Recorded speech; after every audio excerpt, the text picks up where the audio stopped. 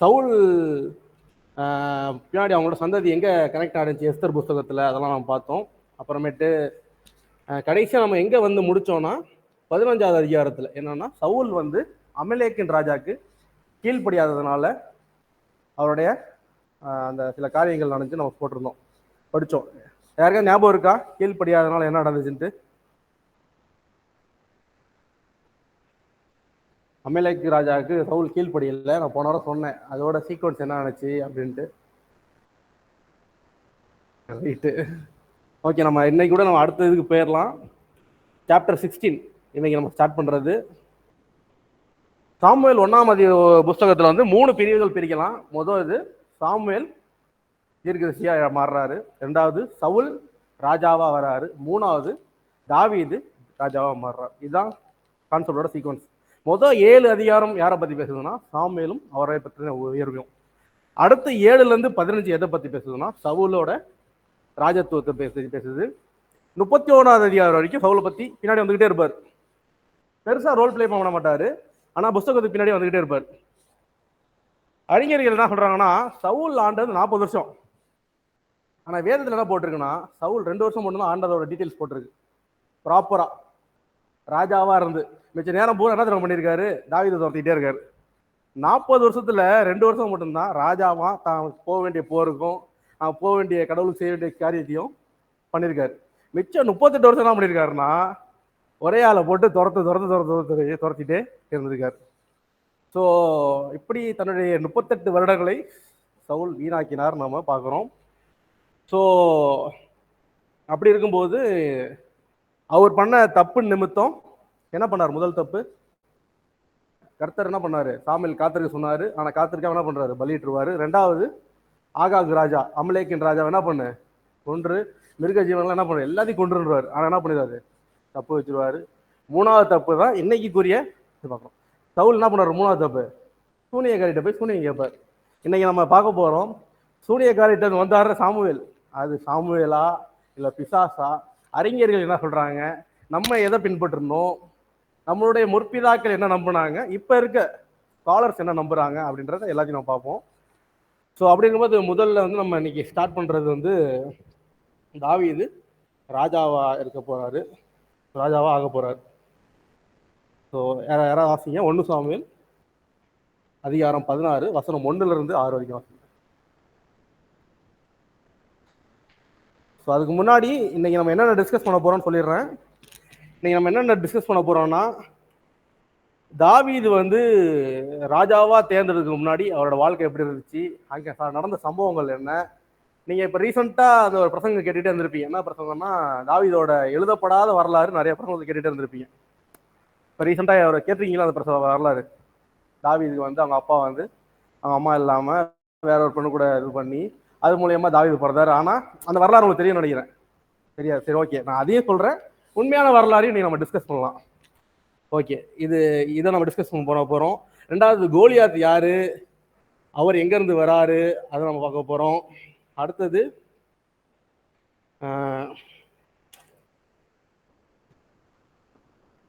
வந்து தாவீது எத்தனை சங்கீதம் எழுதினார் தெரியல உங்களுக்கு, அதை நம்ம பார்ப்போம். அப்புறம் வேதத்தில் உள்ள வேறுபாடுகள் என்னன்னா 1 சாமுவேல் வந்து தாவீது ஈசாய்க்கு வந்து 8 குமாரர்களுக்கு போட்டிருக்கோம், 1 நாளாகமத்தில் 7 குமாரர்களுக்கு போட்டிருக்கோம். அது ஏன் அப்படின்னு பார்க்க போறோம். அப்புறமேட்டு தாவீது எத்தனை சங்கீதம் எழுதினார், அப்புறமேட்டு வேற என்ன பார்க்க போறோம். உங்களுக்கு இன்னொரு சுவாரஸ்யமான விஷயம் என்ன தெரியுமா, சவுல் ராஜாவாகும் போது தாவீது பிறக்கவே இல்லை. அந்த கால்குலேஷன் பைபிள்ல பாட்டு காட்டுறாங்க, பைபிள்ல வேத வசனம் எங்க சொல்லியிருக்குன்னு அதையும் பார்ப்போம். அடுத்த காரியம் வந்து ஒரு வார்த்தை வந்து ஒரு மனுஷனோட வாழ்க்கையில் எவ்வளவு விளையாடும்ன்றத நம்ம இங்க பார்த்துக்கலாம். ஒரே சின்ன வார்த்தை தான், ஒரு கொட்டேஷன் தான். அந்த வார்த்தை வந்து ஒரு மனுஷனோட வாழ்க்கையில எவ்வளவு பெரிய விளையாட்டு விளையாடும் அப்படின்ட்டு இதுக்கு முன்னாடி ஒரு வரலாறு நடந்திருக்கு இதே மாதிரி. அதையோட நம்ம ஒப்பனையா வச்சு அதையும் பார்ப்போம். அடுத்தது அதுக்கப்புறம் அந்த சவுல் வந்து அந்த சூனியக்காரர்கிட்ட போனது, சவுலுக்கு ஏன் கர்த்தர் இப்படிப்பட்ட மரணத்தை கொடுத்தாரு, சவுல் எப்படி அணுவணுவா கொண்டாங்கன்றது வந்து யூதர்கள் புத்தகத்தில் எப்படி போட்டிருக்கு, அதை நம்ம வாசிக்க போறோம். ஒரு கீழ்ப்படியா இன்னைக்கு கூறிய பாடத்தை ரொம்ப சுருக்கமாக சொல்லணும்னா கீழ்ப்படிதல், கீழ்ப்படியாதனால வர விளைவு என்ன அப்படின்னு சவுல் வச்சு பார்க்க போறோம். சரி, ஓகே. இன்னைக்கு நம்ம முதல் காரியம் இது வரைக்கும் நம்ம கரெக்டாக பார்த்துட்டு வந்திருக்கோம். இந்த திரும்பி ஒரே இதை சொல்லிக்கிறேன். என்னன்னா, சாமுவேல் ஏலி குமாரர்கள், சாமுவேல் தீர்க்கதரிசி ஆயிட்டாரு. சாமுவேல் தீர்க்கதரிசி ஆயிட்டாரு. தீர்க்கதரிசி ஆனோன்னு மக்கள் ராஜா வேணும்னு கேட்டாங்க. நம்ம ஏன் பார்த்தோம்? யூதா ராஜா, பென்ஜமின் ராஜா பார்த்தோம். இங்க ராஜா கொடுக்கப்பட்டார். ராஜா என்ன பண்ணாரு? சரியான ராஜாவா இல்லாதனால என்ன ஆயிடுச்சு? அதுக்குரிய விளைவுகளை மக்கள் அனுபவிச்சாங்க. இப்படி ராஜா பண்ண தப்புன்னு நிமித்தம் சாமுவேல் என்ன பண்றாரு? இப்ப புதிய ராஜாவை அனாய்ட் பண்ண போறார். இங்கதான் நம்ம இருக்கோம், புஸ்தகத்தோட 16வது அதிகாரம். சரி, ஓகே. ஏதாவது டவுட்னா கேளுங்க. கொஞ்சம் நம்ம நீங்க நிறைய ஏற்கனவே நம்ம நிறைய கேட்டிருக்கோம், அதனால நம்ம கொஞ்சம் புதிய விஷயங்களா கத்துக்குவோம். சரி, ஓகே. நம்ம புஸ்தகம் இதுல இருந்து போவோம்னா, இங்க என்ன நடக்குதுன்னா 16வது அதிகாரத்துல வந்து சாமுவேல் வந்து ராஜாவா தாவீதை அனாய்ட் பண்ண போறாரு. இதுக்கு முன்னாடி என்ன பண்ணிடுறாரு? சவுல்கிட்ட, நீ அவ்வளவுதான், உன்ட்டு வந்து ராஜ்யபாரம் போகுது. ஏன்னா சாமுவேலோட அங்கேயே பிடிச்சு கிளியுமே என்ன சொல்லிடுவாரு? இது போல ஒரு ராஜ்யம் கிழிஞ்சு போயிடும் அப்படின்னு சொல்லிடுவாரு. இதுக்கப்புறம் நடக்குதுன்னா, இது சீன் எங்க கரெக்டா எக்ஸாக்டா நடக்குதுன்னா 2வது கீழ்ப்படிதலுக்கு அப்புறம். 2வது கீழ்ப்படிதல் என்னது? ஆகாக் ராஜாவை கொட்டுருவாரு. சாமுவேல் என்ன பண்ணுவாரு? ஆகாக் ராஜாவை கொன்னதுக்கு அப்புறம் அடுத்த அதிகாரம் இங்க என்ன நடக்குதுன்னா, போய் என்ன பண்றாரு? சாமுவேல் போய் ஈசாயிட்ட போய், குமாரர்கள்ல ஒருத்தன் கர்த்தர் என்ன பண்ணாரு? ராஜாவா அபிஷேகம் பண்ண போறாரு அப்படின்னு கேட்பாரு. அப்படி கேட்டோன்னா என்ன பண்ணுவாரு? ஈசாய் தன்னுடைய 7 குமாரர்களையும் கர்த்தர் என்ன சொல்லுவாரு? 7 கிடையாதுப்பா, வேற யாராவது இருக்காங்களா அப்படிங்கும் போது அவர் சொல்லுவார், இல்ல ஒரு குமாரன் இருக்கான், அவன் பாவம் கஷ்டப்படுறவன் அப்படின்ட்டு இது நாள் பிரசனத்தை கேட்டுட்டு இருப்போம். இன்னைக்கு உங்க கண்ணோட்டம் மாறும். பாவம் கஷ்டப்பட்டு இருக்கான், அவன் ஒருத்தர் இருக்கான் அப்படின்ட்டு போது என்ன பண்ணுவாரு? அவன் கூப்பிட்டுவாங்க, எல்லாம் நான் சாப்பிட மாட்டேன்னு சொல்லிடுவார் சாமுவேல். அவன் தாவீது வந்தோடனே அனாய்ட் பண்ணுவாரு, ராஜாவா மாறிடுவார். ஓகே. யூதர்கள் இங்க என்ன சொல்றாங்கன்னா, தாவீதை வந்து எண்ணெயை ஊற்றி அபிஷேகம் பண்ணணும் ராஜாவா. அப்ப தன்னோட 7 குமாரர்கள் இருக்காங்க, முன்னாடி 7 அண்ணங்க இருக்காங்களா, 7 அண்ணனுக்கு என்ன ஊத்துவாராம்? என்ன வரலையாம். தட் இஸ் சைனா, கடவுள்கிட்ட இருந்து வந்த சைனா. 7 குமாரர்கள் தலையில என்ன ஊத்துவாராம்? என்ன பண்ணலையாம். ஆனா தாவீதோட தலையில கரெக்டா ஊத்தும் என்ன பண்ணிருச்சான்? என்ன வந்துச்சான். ஸோ இது கடவுளால் அங்கீகரிக்கப்பட்ட விஷயம்ட்டு யூதர்கள் நம்புறாங்க. இங்க அதே போல யூதர்கள் வந்து தாவீதோடைய அம்மா பெயரை குறிப்பிட்டிருக்காங்க. அது எந்த அளவுக்கு உண்மை அப்படின்றத நம்ம பின்னாடி டிஸ்கஸ் பண்ணுவோம். ஸோ இங்க என்ன நடக்குதுன்னா, இங்க பார்க்கும்போது ஏன் தாவீது என்ன பண்றாரு? ஆடு மேய்ச்சிட்டு இருக்காரு. ஏன் இந்த 7 குமாரன் மட்டும் ஈசாய் அப்பா கூப்பிட்டாரு? ஏன் தாவீது அங்க அனுப்புனாருன்றத நம்ம பார்க்க போறோம். ஸோ இதுக்கு முன்னாடி நம்ம கேட்டுட்டு இருந்த கதைகள் என்னன்னா, தாவீது யாரு? மோவாபு சந்ததியில வந்து பிறந்தார். ஈசாய் இருக்காருல அவங்க அப்பாவுக்கு வந்து இது தல்மூதுல போட்டிருக்கு. அவங்க அப்பாவுக்கு என்னன்னா, ரொம்ப நாளா ஒரு கில்ட்டான். என்னடா நம்ம சந்ததியில ஏதோ பிரச்சனை இருக்கு, நம்ம சரியான யூத சந்ததியில இருந்து வரல. ஏன்னா நம்ம ஆயா வந்து மோவாபு ஸ்திரீ தானே, நம்ம ஒரு சந்ததி, ஒரு உருப்படியான யூத சந்ததியே கிடையாது. ஏன்னா வசனம் போட்டிருக்குல்ல, 10ஆம் தலைமுறை மட்டும் என்ன பண்ண மாட்டேன், மன்னிக்க மாட்டேன், மோவாபு தான் போட்டிருக்கு. அப்ப நான் மோவாபு சந்ததி தான் வந்திருக்கேன் அப்படின்ட்டு ரொம்ப நாளா இந்த ஈசாய்க்கு என்ன பண்ணுமா, இதுல ஓடிட்டே இருந்துச்சான். அப்போ ஒரு நாள் யோசிச்சு டிசைட் பண்ணாராம், சரி இப்படி போட்டிருக்கே. ஆனா யூதர்கள் என்ன சொல்றாங்கன்னா, இந்த ஈசாய் வந்து ரொம்ப நல்லவரான். அப்புறம் நாட்போக்கில் வந்து யூதர்கள் வந்து ஒரு புது கட்டளை கொண்டு வந்தாங்க. மோவாபு பெண்கள் பிரச்சனை இல்லை, மோவாபு ஆண்கள் இஸ்ரேலுக்குள்ள வந்தாதான் அது பிரச்சனை அப்படின்னாங்க. மோவாபு பெண்கள் இருந்தா அது ஒன்றும் நம்மளோட ஜீனியாலஜியை இடிக்காது, அதான் நம்மளை இடிக்காது அப்படின்னு சொல்லிட்டாங்க. இருந்தாலும் இவர் மனசுக்குள்ள என்னடா இருந்தாலும் சரியில்லையாட்டு என்ன பண்ணாராம், இவரு கொஞ்சம் தன்னுடைய மனைவி கிட்ட வந்து 7 பிள்ளைகளை பெற்றுட்டார். 7 பிள்ளைகளை பெற்றதுக்கு அப்புறம் இவருக்கு இப்பதான் தோண்டிட்டே உறுத்திட்டே இருக்கு, என்னடா இது அப்படின்ட்டு. ஒருத்தனோட என்ன பண்றாரு, நம்ம என்ன பண்ணலாம், மோவாபு மட்டும்தான் பிரச்சனை, நம்ம வேலைக்காரி கானானிய ஸ்திரீ ஒருத்திருக்கால வீட்டுல, அவ கூட தப்பு பண்ணி ஒரு குழந்தைய பெற்றுட்டா நம்மளுக்கு நம்ம புனிதமான ஒரு இஸ்ரேலன் நம்மளுக்கு வந்துருவான் அப்படின்ட்டு ஒரு மாஸ்டர் பிளான் போடுறாரு. சரியா? என்ன பண்றாரு புரியுது வரைக்கும், நம்மளுக்கு மோவாப் ஸ்திரீல இருந்து வரக்கூடாது. ஆனா என்ன பண்ணலாம், எங்க தாத்தா ஆபரகா மாதிரி ஆகார்கிட்டையும், எங்க இன்னொரு தாத்தா தாமாரு யூதா, இன்னொரு தாத்தா லேயா அப்படின்றதுக்கும் என்ன பண்றாரு, சாரி லேயா அடுத்த சீன் வரும், என்ன பண்றாருன்னா இப்படி நம்ம இது பண்ணிடலாம் அப்படின்ட்டு தன்னுடைய வேலைக்காரியாக கானானிய ஸ்திரீ என்ன பண்றாரு, அது கூட நான் குழந்தை பெற்றுக்கணும் அப்படின்ட்டு கேட்கும்போது அது என்ன பண்ணோம்னா, இப்படி இவர் ரொம்ப நாளா தான் மனைவி கூட சேராம இருப்பார். தப்பு, நம்ம பண்ற தப்புன்ட்டு அவங்க ரொம்ப நாளா தான் கணவனோட சேராம இருக்கிறதுனால இந்த வேலைக்கால ஸ்திரீ கூட இவர் போய் சேரும்போது அந்த வேலைக்காரி போய் அவங்க அம்மா அந்த வீட்டுக்கார அம்மாட்ட சொல்லிடும், தாவீதோட அம்மாட்ட, அம்மா இங்கே பாருங்கம்மா, அவர் வந்து என்கிட்ட தப்பு பண்ணி குழந்தையை பெற்றுக்கணும்னு நினைக்கிறாரு, ஆனா எனக்கு தெரியும் நீங்க எவ்வளவு கஷ்டத்துல இருக்கீங்கன்ட்டு, அதனால நான் என்ன பண்ணுவோம், இருட்டுல யாருன்னு தெரியாம போகுது, நான் அங்கிட்டு போயிடுறேன், நீங்க உள்ள போயிருங்க அப்படின்ட்டு பிளான் போட்டாங்க. இந்த பிளான் போட்டு என்ன ஆயிடுச்சுன்னா, அதுக்கப்புறம் கொஞ்ச நாள் கழிச்சு இவருக்கு என்னன்னா நம்மளுக்கு ஒரு சந்ததி வரப்போகுது. கொஞ்ச நாள் பார்த்தா யாரு, ஈசாயோட மனைவி மாசமா இருக்காங்க. இவருக்கு சந்தேகம், இவருக்கு என்னாச்சு சந்தேகம், நம்ம என்ன தப்பா மாசமா இருக்குன்ட்டு. அப்புறமேட்டு இவர் என்ன பண்றாராம், கடும் கோபம் கொண்டு, இது வந்து நம்மளால் உண்டான குழந்தை கிடையாது, என் மனைவி இப்ப சுமக்கிறது என்னையால உண்டான குழந்தை கிடையாது, அதனால அது என் குடும்பத்துல சேரக்கூடாது அப்படின்ட்டு இந்த காரியத்தை கடைசி வரைக்கும் அந்த அம்மாவும் சொல்லலையாம். அந்த பெண் முதல் தாய் சொன்னாங்கன்னா என்ன ஆயிரும், புருஷன் பிரச்சனை ஆயிரும். வேலைக்காரி சொல்லிட்டாங்கன்னா இன்னும் பிரச்சனை ஆகும். என்ன பண்ணாங்க, ரெண்டு பேருமே மறைச்சிருவாங்களாம். தாவீது டெய்லி கஷ்டப்படுறத அவங்க தாய் கண்ணால பார்ப்பாங்களாம், இருந்தாலும் அதை மறைச்சே வச்சிருந்தாங்களாம். ஸோ இப்படி யூதர்கள் சொல்றாங்க. இப்படி இதனாலதான் தாவீது என்ன பண்ணாங்களாம், அவங்க சகோதரர்கள்லாம், தாவீது ஒரு சங்கீதம் எழுதியிருப்பார்ல 69, யாரா வாசிங்க சங்கீதம் 69.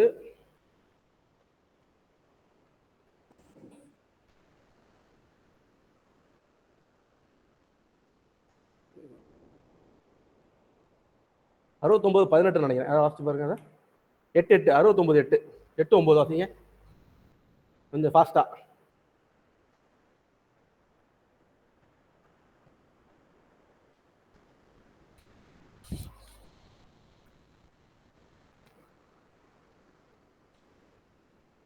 சங்கீதம் 69 8 நானே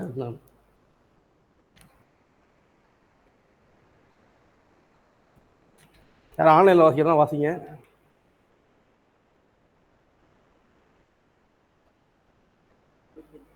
சங்கீதம் 69 8. சகோதரருக்கு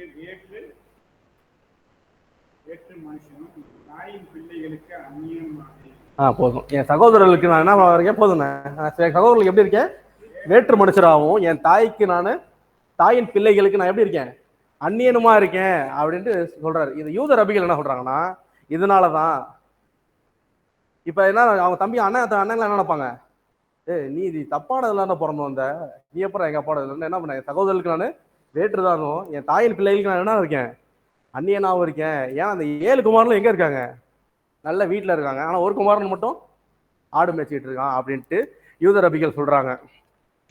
சரி ரைட்டு. இங்க பார்க்கும்போது தாவீதோட தாய் தப்பு பண்ணிட்டாங்களா அப்படின்னா பாத்தீங்கன்னா, தாவீது புனிதமா தான் பிறந்திருக்காரு, தன்னோட தாய்கிட்ட தான் பிறந்திருக்காரு. ஆனா என்ன ஆயிடுச்சு, ஈசாயினால தப்பா புரியப்பட்டுச்சு, சமுதாயத்தினால தப்பா புரியப்பட்டுருச்சு. ஸோ இப்படிப்பட்ட அவமானத்தினாலதான் தாவீது அநேக வசனங்கள் எழுதுவார். இப்படி நான் பாவத்துல கற்பம் தரிச்சேன் அப்படின்ட்டு நிறைய விஷயங்கள் எழுதுவார். ஸோ இதெல்லாம் வந்து எதை குறிக்குதுன்னா, இதை குறிக்குதுன்னு சொல்றாங்க. ஆக்சுவலா ஒரு பாவத்துல குறிக்கல, ஆனா அவங்க அப்பாவோட கண்ணோட்டத்துப்படியும் ஊர் கண்ணோட்டத்துப்படியும் அவர் என்ன இருக்காரு, பாவத்துல கற்பம் தரிச்சிருக்காரு அப்படின்ட்டு. ஸோ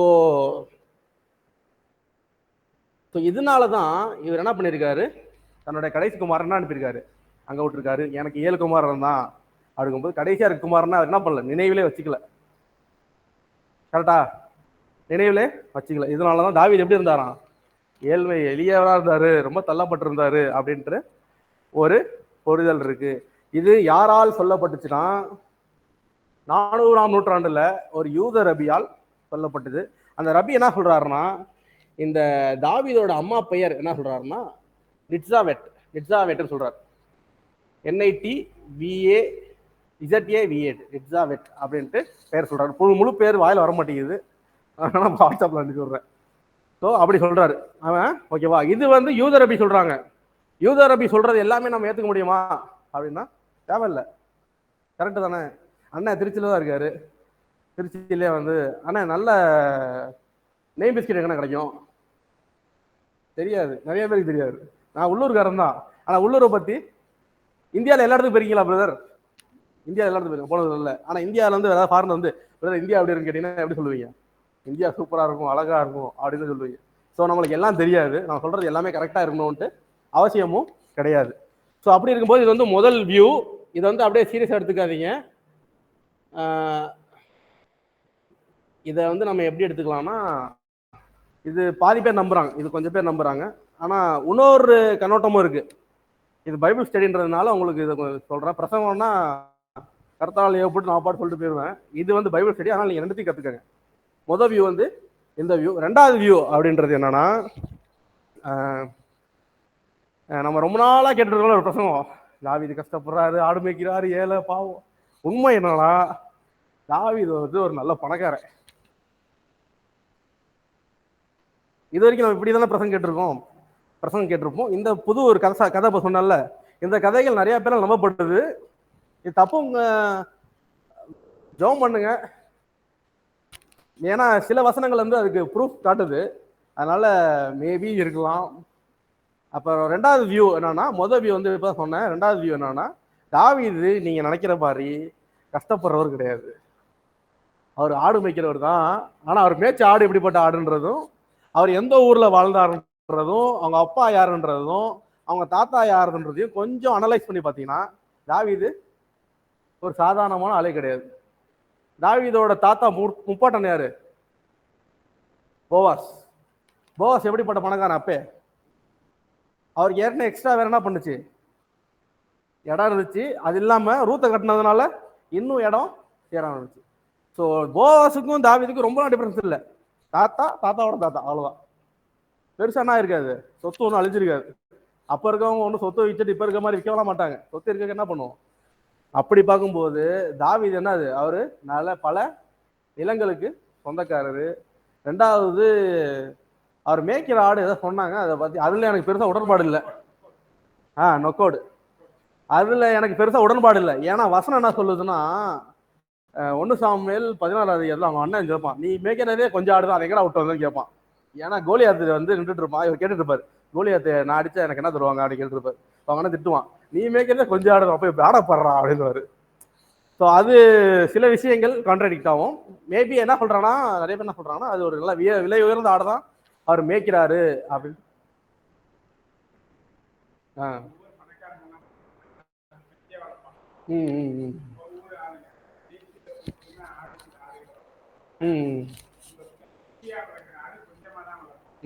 ஓ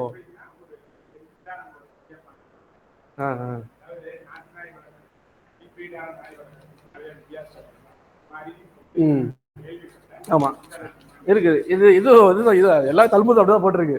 தல்முதுல என்ன போட்டிருக்குன்னா, இவங்க அண்ணன் சொல்ற மாதிரி இப்ப நம்ம ஊர்ல எப்படி பொம்மேரியன் நாய் இருக்கு, தெரு நாய்க்கு ஒரு பொம்மேரியன் வித்தியாசம் இருக்குல்ல, அது மாதிரி ஒரு காஸ்ட்லியான விஷயம் தான் தாவீது வச்சிருக்காருன்னு யூதரபிகள் சொல்றாங்க.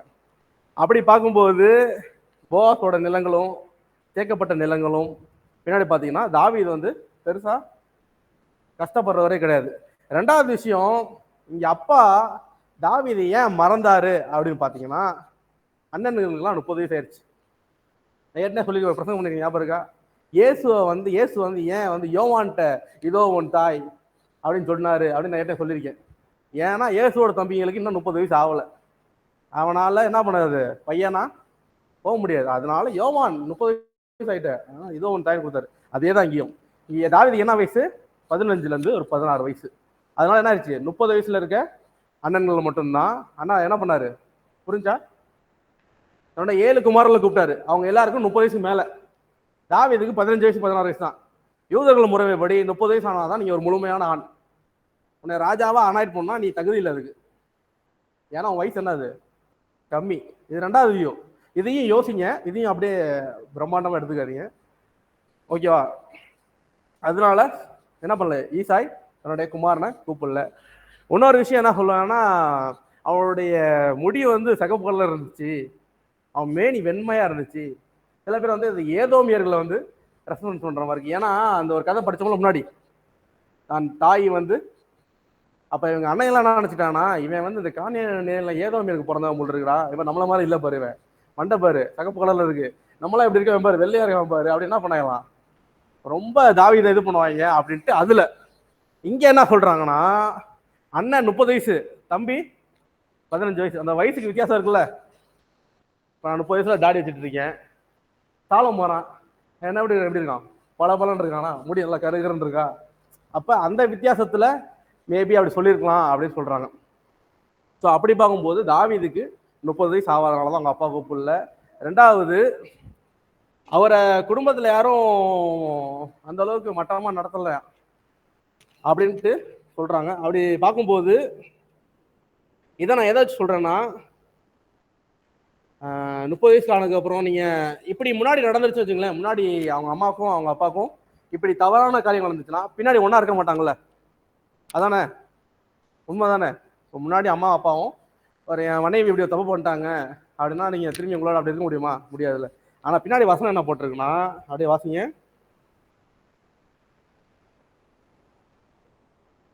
சாரி, இங்க யூதர்கள் என்ன சொல்றாங்கன்னா, இது இன்னொரு வியூ, இதையும் கேட்டுக்கங்க, குழப்புதா ரெண்டும்? அது வேற, இது வேற. இங்க என்ன சொல்றாங்கன்னா, தாவீதோட தாயும் தப்பு பண்ணல, தாவீதோட அப்பாவும் தப்பு பண்ணல, அவங்க புனிதமா தாவீதை பெற்றுக்கொண்டாங்க. இது ஒரு பணக்கார குடும்பம், அவர் ஜஸ்ட் ஆடு மேய்க்க தான் போயிருக்காரு அப்படின்ட்டு இது ஒன்று சொல்றாங்க. இது எதை சொல்றாங்கன்னா, தாவீது தாய் எப்படிப்பட்டவங்கன்ட்டு நம்ம வேத புஸ்தகத்துல போட்டிருக்கு. இங்க இருக்கு, அது யாரும் வாசிங்க. சங்கீதம் 86:16. 86:16. சங்கீதம் 86:16.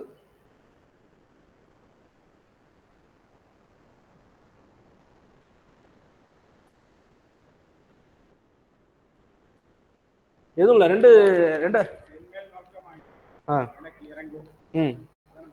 அதான்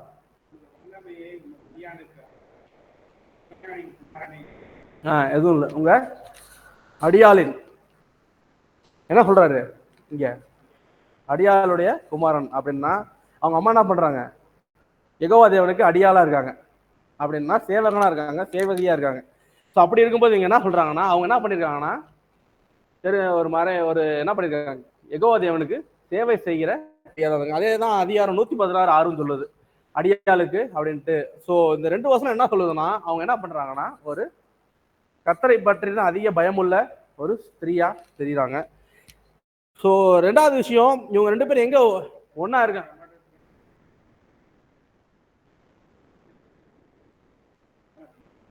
நூத்தி 16:16.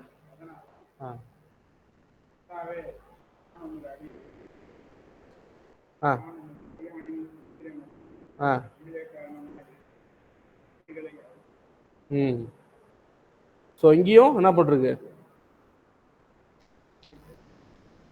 ஸோ ஓகே வருஷம் சாரி, சரி ரைட். இங்க என்ன போட்டிருக்கு, ரெண்டு இடத்துலையும் தன்னுடைய பெற்றோர்களை பத்தி என்ன போட்டிருக்கு, ஒரு அடியார்களா இருந்திருக்காங்க, அவங்க கடவுளுக்கு சேவகர்களா இருந்திருக்காங்க, அதனால இவங்க என்ன பண்றதுக்கு வாய்ப்பு இல்லை அப்படின்னு சொல்லியிருக்காங்க. ஸோ இவங்க ரெண்டு பேரும் எங்க சேர்ந்து இருக்காங்க, சப்போஸ் பின்னாடி பிரிஞ்சிருந்தாங்கன்னா எப்படி சேர்ந்துருப்பாங்க அப்படி பார்க்கும்போது 1 சாமுவேல் 22:3. சரி, இங்க என்ன நடக்குதுன்னா, 1 சாமுவேல் 22:3. சரி, நான் அப்படியே சொல்றேன், கதை சொல்றேன்.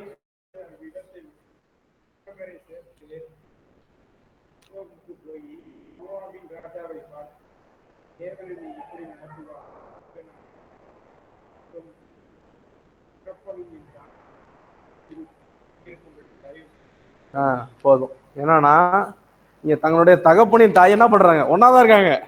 அவங்க ரெண்டு பேரும் எங்க போய் விடுறாரு, மோவாபுல, நீங்க பத்திரமா இருங்க அப்படி சொல்றாரு. இங்க என்ன நடக்குதுன்னா, சவுல் துரத்திட்டு இருக்காப்புல தாவீது, எங்க போனாலும் கண்ணுவிடி. அதனால இவர் என்ன பண்றாரு, மோவாவுக்கு போயிட்டு என்னுடைய தகப்பனின் தாயையும் ஒன்னா இருந்தா கொடுக்க முடியும், தாய் நீ என்ன பண்ணுங்க, நீ பத்திரமா பாத்துக்கங்க, நான் கர்த்தர் என்னை வச்சு என்ன செய்யறாரு தெரியல, அதனால நான் போயிட்டு இருக்கேன் அப்படின்னு சொல்லுவார். இங்க உங்களுக்கு சந்தேகம் வரலாம், இவர் ஏன் மோவாபுக்கு போனாருன்ட்டு. அவங்களோட வரலாறு அழகா சொல்லுது. மோவாப் போனவர் என்ன சொல்லியிருப்பாருன்னா, எங்க ஆயா பேர் என்ன தெரியுங்களா, ரூத்து. எங்க ஆயாவோட அப்பா யார் தெரியுமா, எக்லோன், உங்க ராஜா. நாங்கெல்லாம் உங்க ஊருக்காரங்க தான். எங்க அப்பா வந்து உங்களோட டைரக்டா யாரு, உங்க பாட்டியோட புள்ளதான். நாங்களாம் மோவாபு தான். நீங்க தாத்தாவும் பாட்டி என்ன பண்ணுங்க, எங்க அம்மா அப்பா என்ன பண்ணுங்க பாத்துக்கங்கன்னு சொல்லியிருப்பாரு. ஏன்னா கனெக்ஷன் இருக்குல்ல, வேற எங்கேயும் போகல, ஏன் மோவாப் போனா தான் சொல்லியிருப்பாரு. நாங்களாம் உங்க ஆளுங்க தாங்க அப்படின்ட்டு என்ன பண்ணியிருப்பாரு, பத்திரமா விட்டுட்டு அவரோட இடங்களுக்கு போயிருப்பார். ஸோ இதை எதை குறிக்குதுன்னா, தாவீதும் அவங்க அம்மா அவங்க அப்பாவும் பிரிஞ்சு போகல. ரெண்டாவது, அவங்க ஒரு செழிப்பான குடும்பம் விட்டு வேத ஆதாரத்தை பார்க்குறோம். நீங்கள் ஜோம் பண்ணுங்க, கர்த்தர் உங்களை எப்படி வழிநடத்துறாரோ அப்படியே போங்க. சரி, அடுத்த காரியம் இங்கே நம்ம என்ன பார்க்கலாம்னா,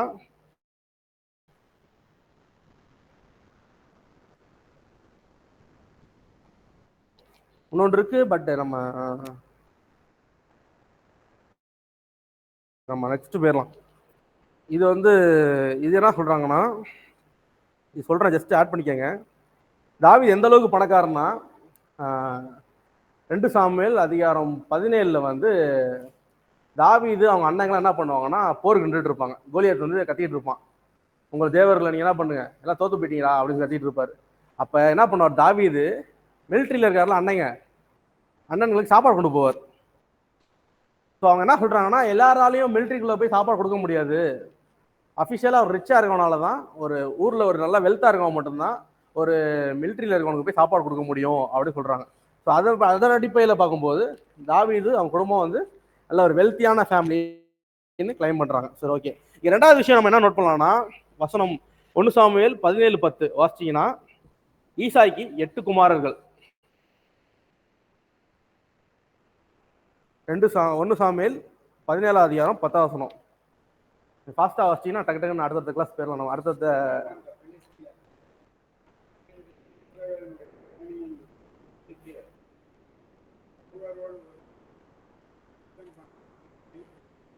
இல்ல 17:10ண்ணே. 1 சாமுவேல் 17:10.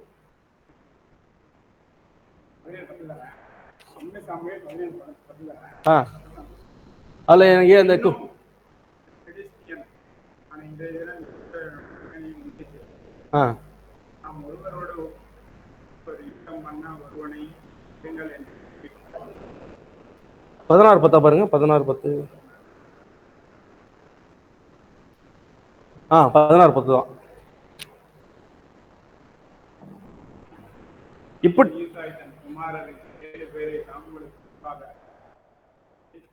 இப்படி ஈசாய் தன் குமாரல் 7 பேரை சாமுவேலுக்கு முன்னாக நடந்து போக பண்ணார். இந்த 7 பேர் யாருன்னா தாவீது இல்லாம. இப்படி இந்த 7 பேர் என்ன பண்றாரு, கடந்து போக பண்ணாரு. ஒரு ஆள் எங்க இருக்காரு, ஆடு மேய்ச்சிருக்காரு. இப்ப 8 குமாரர்கள்ல அப்படியே இங்க பாருங்க, 1 நாளாகமும் 2வது அதிகாரம் 15 வசனம். இங்க 7 குமாரர்கள் தான் போட்டிருக்கு. எப்படி ஒருத்தர் குறைஞ்சாரு? 1 நாளாகமும் 2வது அதிகாரம் 15வது வசனம். ஈசாய்க்கு 7 குமாரர்கள் போட்டிருக்கு, இங்க 8 குமாரர்கள் போட்டிருக்கு.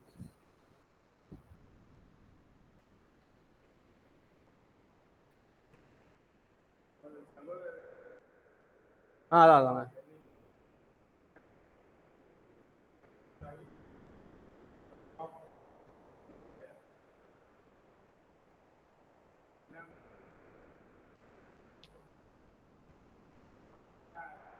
ரெண்டாவது 15 வசனம்.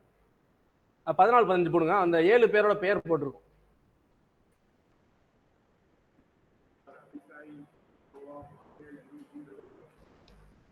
சரி, ஓகே.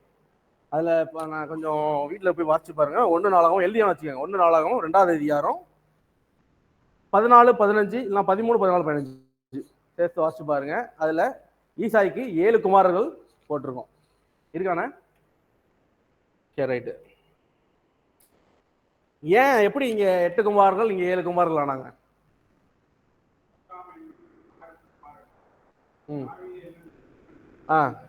அதான் இப்ப இங்க 7 குமாரர்கள், அங்க எத்தனை குமாரர்கள் இருக்காங்க? எப்படி, என்ன ஆச்சு? வேதத்தில் முரண்பாடா? வேதத்துல முரண்பாடு இல்ல, ஏன்னா இது காட் இன்ஸ்பயர்டு, கர்த்தருடைய ஆவியினால் ஏகப்பட்டு எழுதப்பட்டது. எப்படி இங்க எப்படி ஒரு ஆள் என்ன எப்படி குறையுது அப்படி சொல்றாங்கன்னா, சாமுவேல் புஸ்தகம் வரலாற்று சான்று எழுதப்பட்ட புஸ்தகம். 1 நாளாம் புஸ்தகம் வந்து நாளிதழ் மாதிரி, ஒரு நாள் இதழ் மாதிரி, நியூஸ் பேப்பர் மாதிரி.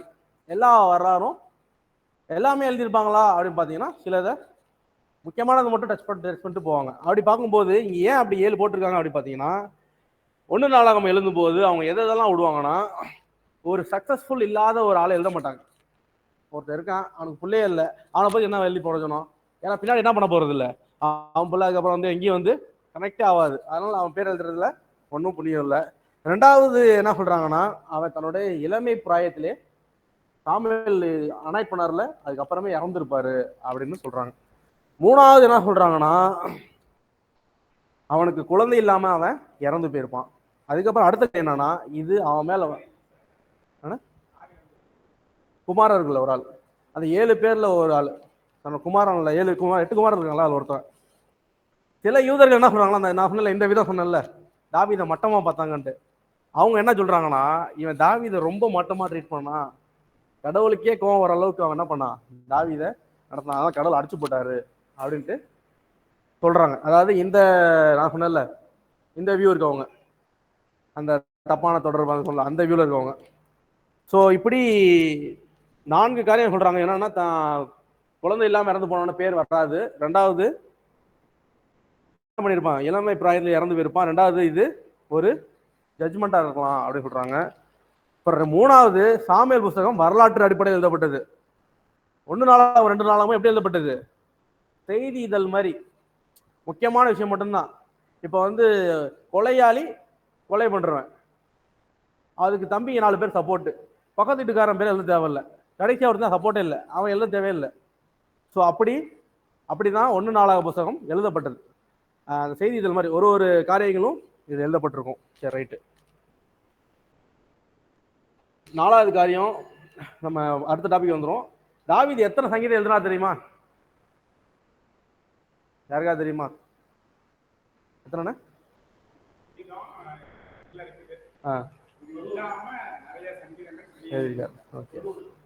90. சரி சரி. நான் ரீசெண்டா 73. தாவீது அவரோட பேர் போட்டு இந்த சங்கீதம் தாவீது 72 சங்கீதங்கள் எழுதியிருக்காரு.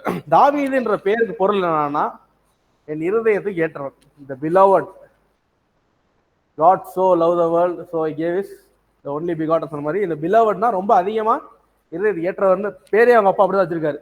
ஸோ இப்படி பேர் வைக்க நம்ம எல்லாருக்குமே வந்து பேர் வைக்கும்போது அவங்க கண்டுபிடிச்சிருவாங்க இது எந்த பேர் வைக்கலாமா வைக்கணும். ஏன்னா ஒப்பனை பிணக்காசம் பார்த்தோம்ல, பேர்களுக்கு வந்து ஒரு விளக்கம் இருக்கு. ஸோ அப்படி இருக்கும்போது நம்ம இந்த ரைட் சைடில் இருக்க வியூ போகலாம். 6வது விஷயம், சவுல் ராஜாவாகும் போது தாவீது பிறக்கவே இல்லை. அது வசனத்தின் அடிப்படையில் பார்த்துடலாமா? ஓகே. நான் என்ன சொன்னேன், இஸ்ரேவேல்ல ஒருத்தர் ராஜாவாகணும்னா அவனுக்கு எத்தனை வயசா இருக்கணும்? 30 வயசா இருக்கணும். சரி, ரைட். அப்போஸ்தல புஸ்தகம் 13வது அதிகாரம் வசனம் 21 வாசிங்க.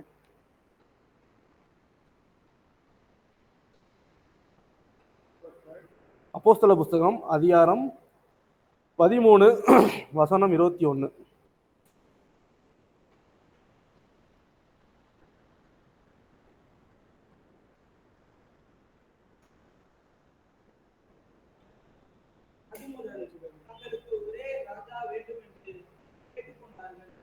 அப்படியே தேவன் பென்யமீன் புத்திரராகிய சவுலை 40 வருஷ காலமாய் அவர்களுக்கு கொடுத்தார். எத்தனை வருஷம் கொடுத்தாரு?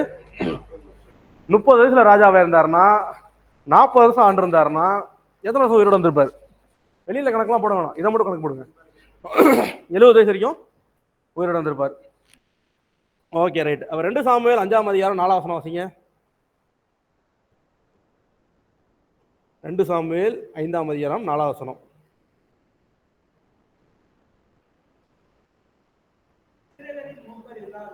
ம் 2 சாமுவேல் 5ஆம் அதிகாரம் 4ஆம் வசனம்.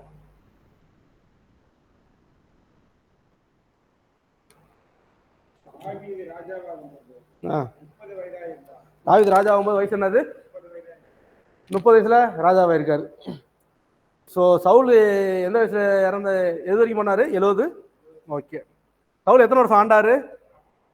70. இவரு நான் அவருக்கு சவுல் ராஜாவாய் முடிஞ்சவன தான் இவர் ராஜாவாக இருக்கணும்.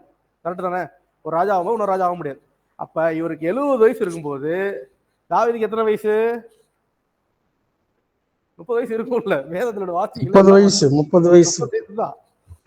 30 வயசுல இருந்து ராஜாவானாரு, 40 வருஷம் அரசன் இருக்காரு. இவருக்கு இல்ல அடுத்த ராஜா யாரு? தாவீது. எந்த வயசுல ராஜாவா வராரு? 30 வயசுல. அப்ப சவுலோட 70 வருஷத்துல இருந்து தாவீதோட 30 வருஷம் கழிச்சீங்கன்னா சவுலுக்கும் தாவீதுக்கு எத்தனை வருஷம் வித்தியாசம்? 40 வருஷம் வித்தியாசம். 40 வருஷம் சின்ன பேரை துரத்தி அடிச்சிட்டு இருக்காரு இவரு, இந்த சவுல். ஸோ அதுக்கப்புறம் என்ன நடந்திருக்குன்னா, ஓகே, அப்ப நீங்க கணக்கு போட்டீங்கன்னா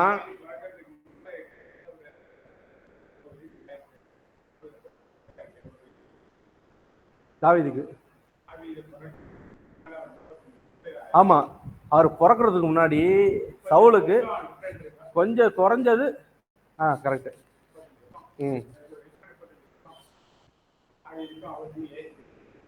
40 வருஷம்.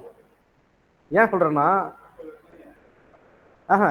30 வயசுல சவுல் ராஜா வர்றாரு, கணக்கு போடுவோம். 40 வருஷம் ஆள்றாரு, 70 வருஷம். 30வது வருஷத்துல இவர் ராஜா வர்றாரு, 30 வயசுல இவர் ராஜா வர்றாரு. அப்ப 40 வருஷம் டிஃபரன்ஸ். சவுலுக்கும் தாவீதுக்கும் எத்தனை வருஷம் வித்தியாசம்? 40 வருஷம் வித்தியாசம். 40 வருஷம்னா சவுல் ஆண்டுகிட்டு இருக்கும்போது பாவம் செய்யும் போது அந்த 10 வருஷம், முதல் 10 வருஷம் தாவீது பிறக்கவே இல்லை. சவுல் ஆண்டுகிட்டு இருக்காரு, பயணமா போயிட்டு இருக்காரு. அப்ப என்ன, யாரும் பிறக்கவே இல்லை. அப்ப நான் ஃபர்ஸ்ட் சொன்னது ஒரு சின்ன மிஸ்டேக். என்னன்னா, அவர் 2 வருஷம் தான் கர்த்தர் கூட இருந்தாரு, மிச்சம் 38 வருஷத்துல 30 வருஷம் தான் துரத்திருக்காரு. ஏன்னா அந்த 8 வருஷம் கிடைக்குது இல்ல, இதை நான் கேல்குலேட் பண்ண மறந்துட்டேன். ஆனா அந்த 2 வருஷம் தான் ஆண்டாருன்றது 2 சாமுவேல் அதிகாரம் 13 வசனம் 1ல உருப்படியா ஆண்டாரு போட்டிருக்கு. சரி, ரைட்டு, நம்ம அடுத்த காரியம் போயிருவோம்.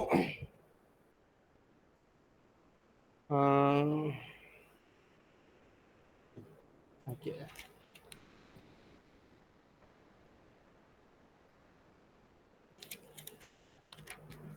இந்த கோலியாத். ரைட், இப்ப அடுத்தது எங்க வரோம்னா, அடுத்து கோலியாத். நம்ம அடுத்து என்ன நடக்குது இங்க? கோலியாத் யாரும் தெரியுங்களா உங்களுக்கு? இவ்வளவு நாள் நம்ம கோலியாத்தை பார்த்துருக்கோம். கோலியாத் வந்து ராட்சசன், பெலிஸ்தியன். ஸோ இதுவும் யூத ரபிகள் என்ன நம்புறாங்கன்னா, இந்த கோலியாத் யாரா இருக்க வாய்ப்புகள் அதிகம் அப்படி பார்த்தீங்கன்னா, நகோமி இருக்காங்கல்ல, நகோமிக்கு 2 யாரு மருமகள் இருந்தாங்கல்ல, அதுக்கு ரூத்துக்கு பிறந்தவர் தான் தாவீதான். ஓர்பாலோட சந்ததியில் வந்ததுதான் இந்த கோலியாத் தான். இது வந்து யூதர்கள் நம்புறாங்க. அப்படி பார்த்தீங்கன்னா இவங்க 2 பேர் யாரு? தாவீதும் கோலியாத்தும் சொந்தக்காரங்க, கசின், சித்தி பையன் 2 பேரும். அப்படி பார்த்தீங்கன்னா யூதர்கள் முறை எப்படி பார்த்தீங்கன்னா. ஆனா இதுல என்ன வித்தியாசம்னா, ஒருத்தன் கடல் வழியா வரான், ஒருத்தன் கடல் விட்டுட்டு வரான். ஸோ இதை வந்து கோலியாத் இவர் தான் அப்படின்ட்டு சொல்றாங்க.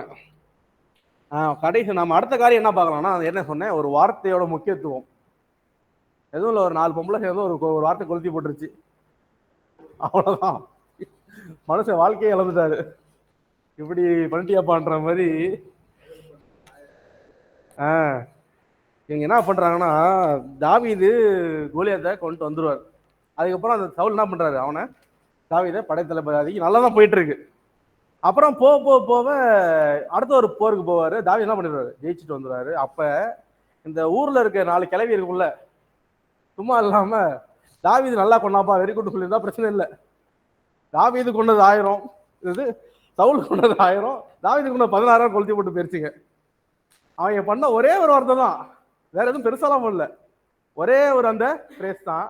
என்ன ஆயிடுச்சு, சவுலுக்குள்ள அந்த பொறாம ஆரம்பிச்சு. ஐயோ, அடுத்து நம்ம ராஜ்யபாரத்துக்கு பிரச்சனை வந்துருமோ. ஏற்கனவே இந்த சாமுவேல் கிழமை வேற நம்ம சொல்லிட்டு போயிருக்காரு, ராஜ்யபாரம் போயிடுச்சு, கர்த்தர் விட்டு போயிட்டாரு அப்படின்னு சொல்லிட்டு போயிட்டாரு.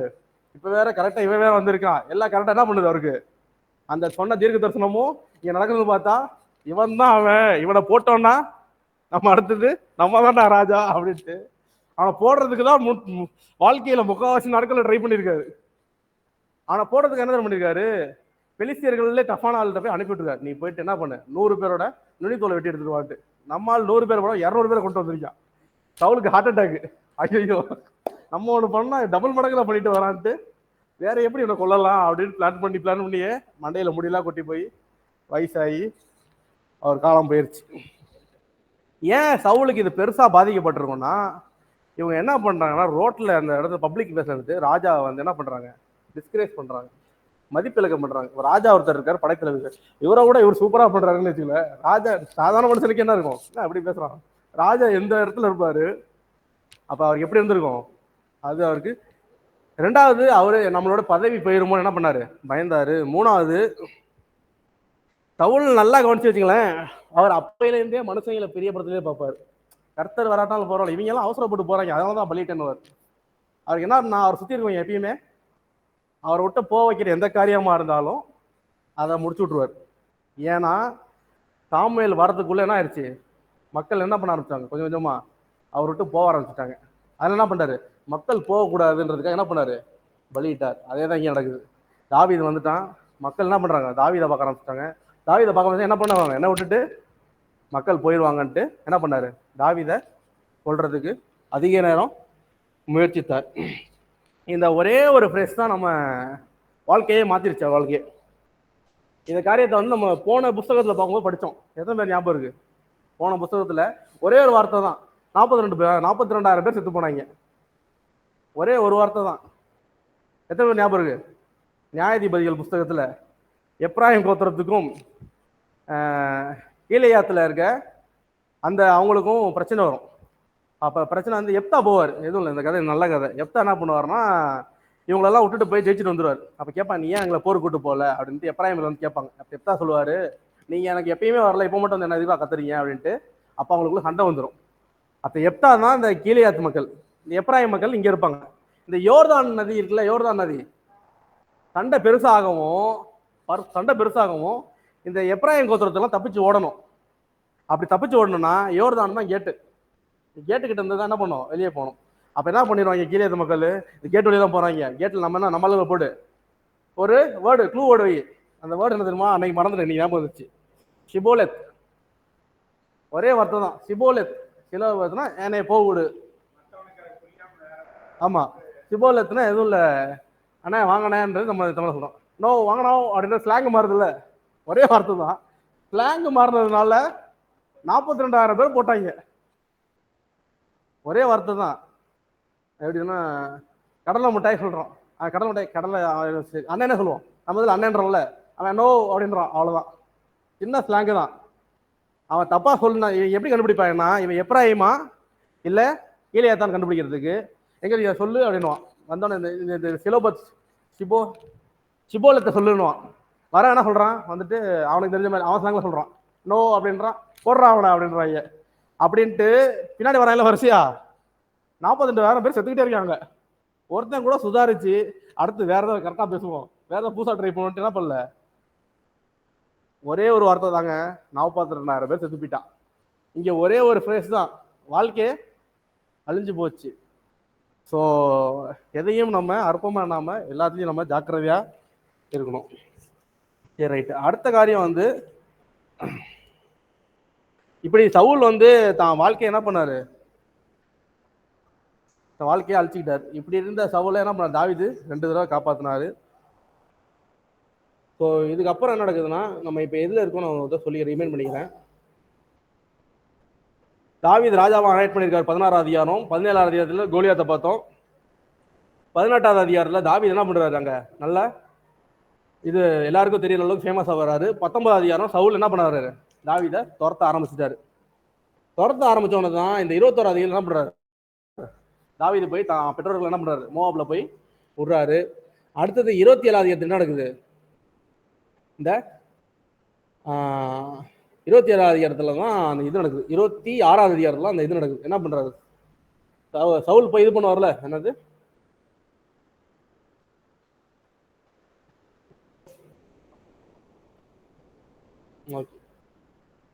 ஓகே. இங்க என்ன நடக்குதுன்னா, அடுத்த காரியம் நம்ம அடுத்த புத்தகத்துல அடுத்த சீன்ல வந்துருவோம். வீட்டுல போய் படிச்சு பாருங்க, நமக்கு கிளியரா கிடைக்கும். அடுத்த சீன் என்னன்னா, சாமுவேல் இறந்து போயிட்டாரு. எல்லாம் கவனிங்க. அடுத்த சீன் என்ன நடக்குதுன்னு பாருங்க. அடுத்த சீன் என்னன்னா, 1 சாமுவேல் 28ஆவது அதிகாரம். என்ன நடக்குதுன்னா, சவுல் என்ன பண்றாரு, கர்த்தரோட வார்த்தைக்கு ரிப்பீட்டடா கீழ்ப்படியாம இருக்காரு. முதல் கீழ்ப்படியாதது பலியிடுறது, 2வது கீழ்ப்படியாதது கீழ்ப்படியாதது வந்து சாமுவேல் வெயிட் பண்ணாதது, 2வது கீழ்ப்படியாதது ஆகாக் ராஜாவை உயிரோட விட்டது. இப்படி தொடர்ந்து கீழ்ப்படியாம இருக்காரு.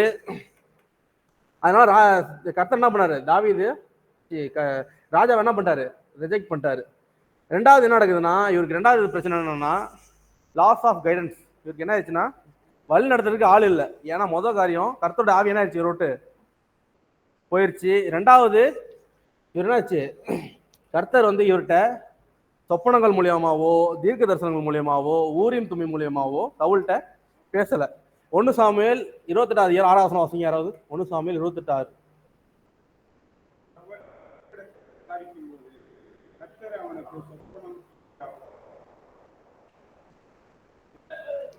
சொப்பனத்திலேயாவது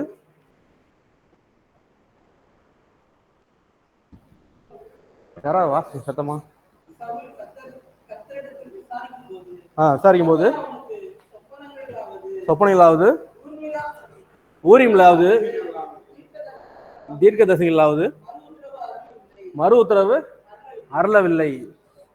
அப்ப பாத்துக்கோங்க, அவருக்கு வழி நடத்துறதுக்கு ஆள் இல்லை. கர்த்தருடைய ஆவி அவர்கிட்ட போயிருச்சு. ஊரியும் தும்மியும் தீர்க்க தரிசி எல்லாம் போயிட்டாங்க. 10ஆவதுக்கு சாமுவேல் 25 அதிகாரத்துல என்ன ஆயிட்டாரு?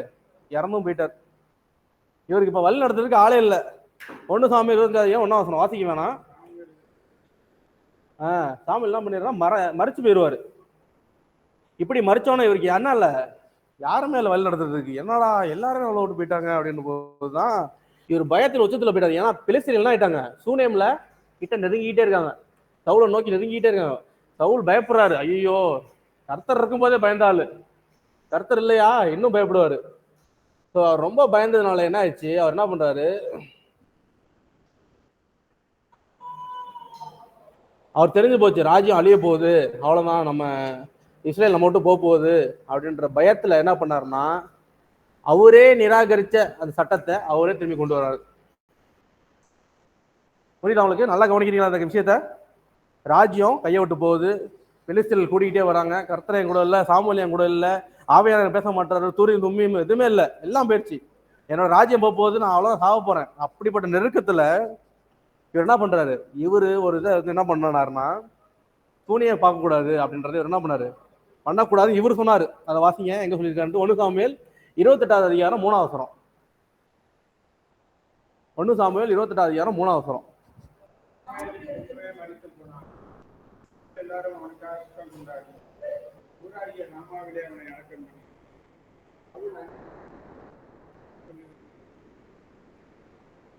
என்ன பண்ணாரு, அங்கே நான் பாக்குறதையும் குறி சொல்றதையும் தேசத்தில் இராதபடி என்ன பண்ணாரு, இவரு தான் துரத்தி விட்டாரு.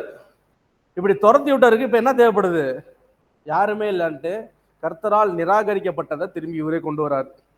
எங்க போட்டிருக்கு, அவர் என்ன பண்றாரு, சூனியக்காரிகிட்ட போறாரு. உபாகம புஸ்தகம் 18ஆம் அதிகாரம் வசனம் 10ல இருந்து 12, லேவிய ராகம அதிகாரம் வசனம் 19, அதிகாரம் 19 வசனம் 31. இதெல்லாம் எதை சொல்லிடுதுன்னா, நீங்க சூனியம் பார்க்கக்கூடாது, குறி சொல் பார்க்கக்கூடாது, நட்சத்திரம் பார்க்கக்கூடாது, நாள் பார்க்கக்கூடாது, அதெல்லாம் என்ன சொல்லுது வசனம்? யெகோவா தேவன் அவங்களுக்கு கொடுத்த கட்டளை. இந்த எல்லா கட்டளையும் என்ன பண்றாரு, பயத்தின் நிமித்தம் மீறாரு. சில நேரம் உங்க பிரச்சனை வந்து உங்களை மேற்கொள்ளும் போது கர்த்தரோட வார்த்தையில் நீங்க நிலைச்சு நிற்க முடியாது உங்களால. இப்ப என்னன்னா, சிம்பிளா ஒரு எக்ஸாம்பிள் சொல்லுவோமே, எல்லாருக்கும் புரியுற மாதிரி. காணிக்க போற வச்சோம், நீங்க மாசம் மாசம் 10ல் ஒரு பங்கு காணிக்க கொடுக்குறீங்க. அந்த மாசம் பார்த்தா உங்களுக்கு நெருக்கடி, அந்த காணிக்கையை போட்டுட்டீங்கன்னா அடுத்த 10 நாளைக்கு உங்களால சர்வை பண்ண முடியாது, வாழ முடியாது. அப்படி என்ன பண்ணுவீங்க, இந்த ஒரு மாசம் மட்டும் என்ன பண்ணுவோம், காணிக்க நம்ம வச்சுக்குவோம். அப்படி என்ன பண்றோம், நம்ம நெருக்கடி நிமித்தமா நீங்க ஏற்படுத்தின கட்டளையை நீங்க மீறுவீங்க. கரெக்டு தானே? நெருக்கடி நிமித்தமா. அதே தான் இங்க என்ன பண்றாரு, நெருக்கடி நிமித்தமா இவர் என்ன பண்றாரு, இவர் வேணான்னு சொன்னதை இவர் என்ன பண்றாரு, இங்க பண்றாரு. அப்படி பண்றதுனால என்ன ஆகுதுன்னா, கர்த்தருடைய கட்டளையும் என்ன பண்றாரு, மீறாரு. சரி, ஓகே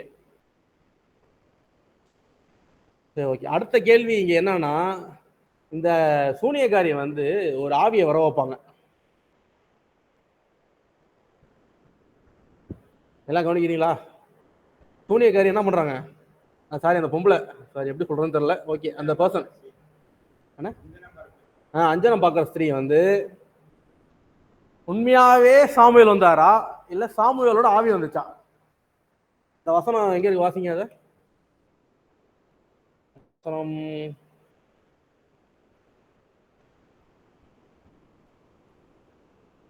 ஓகே, ஆமாண்ணா பாருங்கண்ணா, இருக்காண்ணே.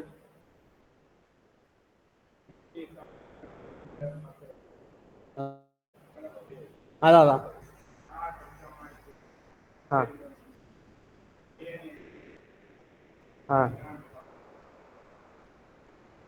அதான் சரி. என்ன நடக்குதுன்னா, என்ன பண்றது, அங்க வசனம் என்ன போட்டிருக்குன்னா, சாமுவேலோட ஆவி வந்துச்சுன்னு போடல, சாமுவேல் வந்து அப்புறம் சூனியக்காரி வந்து என்ன பண்றாங்கன்னா, என்ன பண்றாங்க, எதையோ பார்த்து கத்துறாங்க, ஐயோயோ அப்படின்ட்டு கத்துறாங்க.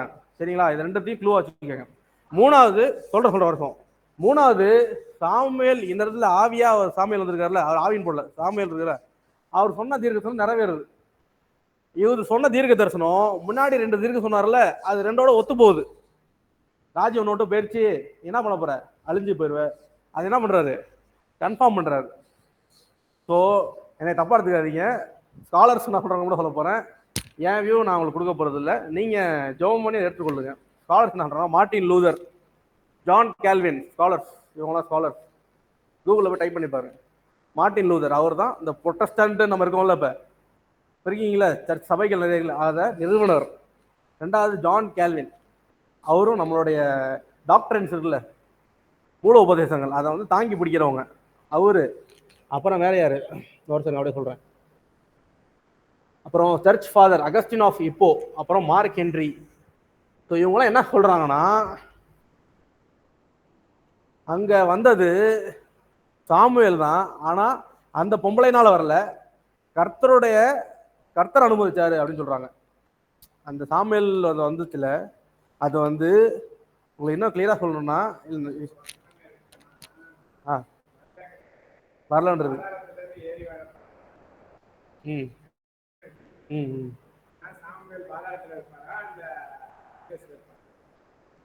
எனக்கு தெரிஞ்சு பரதேசிலாம் இருப்பாரு. ஆ ம் ஓ ஓகே, சரி ஓகே. அப்ப இந்த இது கூட வசனத்தின்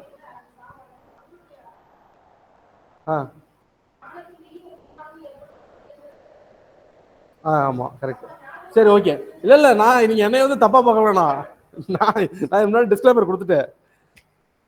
ஆமா ஆமா, உண்மை உண்மை உண்மை.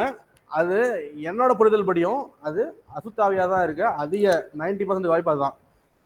ஸோ என்ன இங்க ஸ்காலர்ஸ் இப்படி சொல்றாங்க, அது ஏன் அப்படி சொல்றாங்கன்னா, கர்த்தர் அதுக்கு சப்போர்ட் பண்ண மாட்டாரு. எப்பயுமே குறி சொல்றதுக்கு அங்கே நான் பார்க்குற கர்த்தர் சப்போர்ட் பண்ண மாட்டாரு. ஆனா இந்த இடத்துல வான் பண்றதுக்காக சொல்லுவார். ஆனா நான் ஏன் புரிதல் என்னன்னா, கர்த்தருடைய ஆவி அவன் உயிரோட இருக்கும்போதே அவனோட போயிருச்சு. கவனிக்கிறீங்களா எல்லாரும்? சாமுவேல் என்ன சொல்லுவாரு, நான் என்ன பண்ண மாட்டேன், மரணிக்க வரைக்கும் உன்னை என்ன பண்ண மாட்டேன், பார்க்க மாட்டேன்னு சொல்லிட்டு போயிடுவாரு. 2வது கர்த்தரோட ஆவி உயிரோட இருக்கும்போதே போயிருச்சு. என்ன பண்ணுச்சு, சாமுவேல் உயிரோட இருக்கும்போதே போயிருச்சு, இவர்கிட்டே போயிருச்சு. இப்ப மட்டும் என்ன கர்த்தரோட ஆவியா வந்து சொல்ல போகுது? பிராக்டிக்கலா பார்த்தோம்னு வச்சுங்களேன், கர்த்தரோட ஆவி என்ன ஆயிடுச்சு, அப்பத்த விட்டு போயிருச்சு. இப்ப மட்டும் கஷ்டமானதுல என்ன, இப்ப பரிசுத்தமா வாழ்ந்துட்டு இருக்காரு, இருக்க என்ன பண்ணிட்டு இருக்காரு, பாதெல்லாம் போயிட்டு இருக்காரு. இப்ப கர்த்தரோட ஆவி வரும்னு நினைக்கிறீங்க?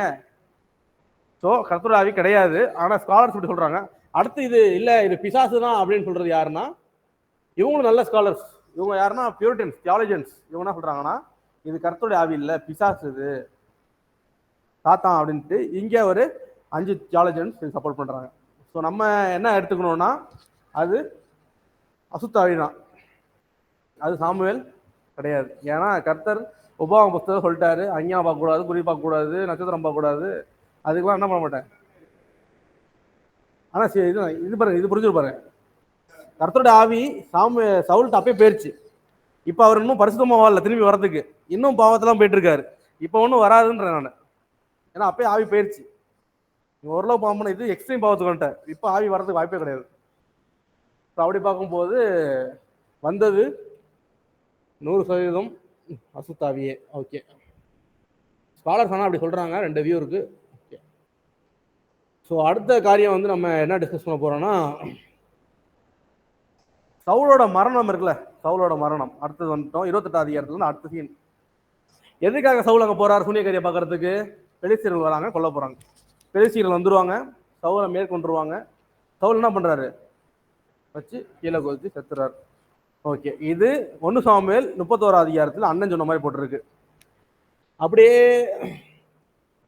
2 சாமுவேல் 1ஆம் அதிகாரத்துல என்ன போட்டிருக்குன்னா, சவுல் வந்து என்ன பண்ணாரு, கத்தியில குத்தி உயிருக்கு தப்பிட்டு இருந்தாரு. அப்ப அமலேக்கன் நான் என்ன பண்ணேன்னா, போய் என்ன பண்ணேன்னா அவரை குத்தி கொண்டு போட்டேன். அதனால கர்த்தர் உண்டாக்கின ராஜா, சவுலுடைய இஸ்ரேலோட முதல் ராஜா, அமலேக்கன் ஆகிய புறஜாதியான் கையில ஒப்பு கொடுப்பாரா? ஒப்பு கொடுக்க மாட்டாருன்னு நம்ம சொல்றோம். ஆனா ஒப்பு கொடுக்கறதுக்கு வாய்ப்பு இருக்கு. ஏன்னா இவரு அமெரிக்கனை கொல்லாம விட்டார்ல, இவரு தானே ஆரம்பிச்சது. கர்த்தர் சொல்றாரு. ரெண்டாவது காரணம் என்ன? அமலேக்கு பூரா என்ன பண்றாரு? எல்லாத்தையும் கொண்டுரு. ஆனா இவர் என்ன பண்ணல? கொல்லல. ஆனா இங்க என்ன போட்டிருக்கு? அமலேக்கு வந்து கொண்டான்னு போட்டிருக்கு. ஜஸ்ட் உங்களை உங்களை யோசிக்கிறதா சொல்றேன். கடைசி என்ன சொல்றேன் சொல்லிடுறேன். என்னன்னா கடைசி என்னன்னா வசனம் என்ன போட்டிருக்குன்னா 1 சாமுவேல் 31 அதிகாரம் 3ல இருந்து 6 வாசிங்களேன். 1 சாமுவேல் 31 அதிகாரம் 3ல இருந்து 6.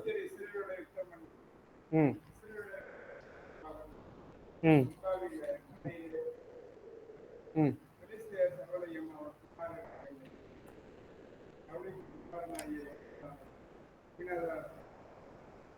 இல்ல அதுக்கு முன்னாடி 31க்கு முன்னாடி என்னன்னா சவுல் இறந்துருவாரு.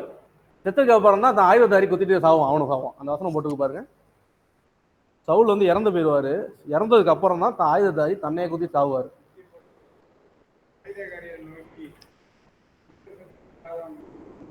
அந்த வசனம் அடுத்த வசனம் வாசிங்க.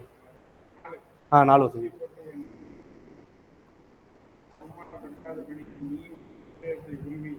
ம் ம் அப்படி செய்யாமல் விழுந்தான்.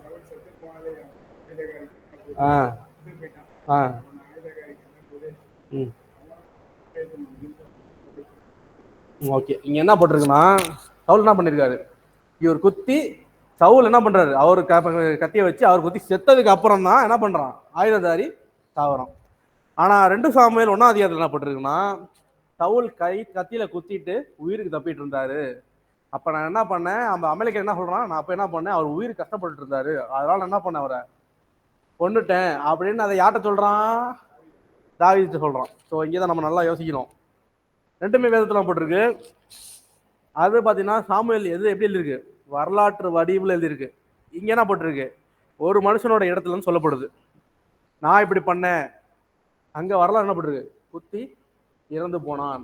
இங்க தாவீது ராஜாட்ட வந்து நான் வந்து அவனை என்ன பண்ணேன்னா கொண்டு போட்டேன் அப்படின்ட்டு நல்லா கவனிங்க. அப்படி பார்க்கும்போது சில பேர் என்ன சொல்றாங்கன்னா, ஒரு டேரக்டா சொல்லிடுவா இல்ல சில வியூஸ் சொல்லவா? ஓகே, வியூஸ் என்ன சொல்றாங்கன்னா, வியூஸ்லாம் வந்து ஆப்ஷன் விட்டுருங்க, ஜஸ்ட் தெரிஞ்சுக்கங்க. வியூஸ் என்னன்னா அவங்க குத்திட்டாங்க. அதாவது சவுல் ராஜா குத்தி கிடக்குறாரு. அப்படி கிடக்கும்போது இந்த அமலேக்கியன் வந்து என்ன பண்ணான்னா சவுல் ராஜாவை உயிருக்கு தப்பிட்டு இருக்கு. ஏன்னா ஒரே சீன் ஒருத்தர் வருது. அங்க ராஜானா குத்திட்டு கிடக்குறாரு, இங்க இவன் செத்துட்டான்னு சொல்றான், அவர் அங்க உயிர் தப்பிட்டு இருக்காரு. அதனால என்ன பண்ணாரு? கொண்டு போட்டிருப்பாரு. ஏன்னா அந்த கேப் இருக்கு, அந்த டைம் இருக்கு, கொண்டு போட்டு ஏன் சொல்லியிருக்கலாம் அப்படின்ட்டு சொல்றாங்க. ரெண்டாவது சவுல் மறிச்சு போனாருன்னு வசம் போட்டிருக்கு. ஸோ இதை நம்ம எதை எடுத்துக்கணும் அப்படி பார்த்தீங்கன்னா, சவுல் மறிச்சு போயிட்டார். ஏன்னா அதுதான் ஹிஸ்டாரிக்கல் வியூல சொல்லியிருக்கு. இது வந்து ஒரு வருஷம் வந்து சொல்றான், சாட்சி சொல்றான். ஒரு மனுஷனோட சாட்சியை காட்டிலும் வரலாறு தான் நம்மளுக்கு முக்கியம். இவன் ஏன் அப்படி சொல்றான் அப்படி பார்த்தீங்கன்னா, அடுத்த ராஜா யாரு? இவனுக்குள்ள ஒரு அற்பாசை. உங்களுக்கு எதிரியா ஒருத்தர் இருந்தார்ல, அவர் நான் தான் போட்டேன், ஏதாவது ராஜா பரிசு கொடுப்பாருன்னு போயிருப்பான். ராஜா உங்களுக்கு ராஜா ஒருத்தர் இருந்தார்ல, அவர் நான் தான் கொண்டேன், ஏதாவது பரிசு கொடுங்க அப்படின்னு இருப்பான். தாவீது ஓட ஓட அடிச்சு வச்சுட்டேன். அவன் தப்பான ஆள்கிட்ட சொல்லிட்டான். அவன் பேசாம போயிருந்தா கூட தப்பிச்சிருப்பான். அவனுக்கு என்ன ஒரு அற்பாசன்னா, இந்த ராஜா கொண்டு போய் அந்த ராஜாட்ட சொன்னா நம்மளுக்கு ஏதாவது பரிசு கொடுப்பாருன்னு சொன்னா, நல்லா பரிசா கொடுத்து தாவீது ராஜா அனுப்பி விட்டார். அவன் செத்து போயிட்டான், அவனை கொன்னே போட்டார்.